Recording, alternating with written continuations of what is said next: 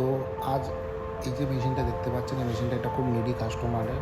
তার মেশিনের সব খারাপ হয়ে গেছিলো, কম্প্রেসার, ভাল্ব, সিট বেল্ট, এমনকি মাদারবোর্ডটাও।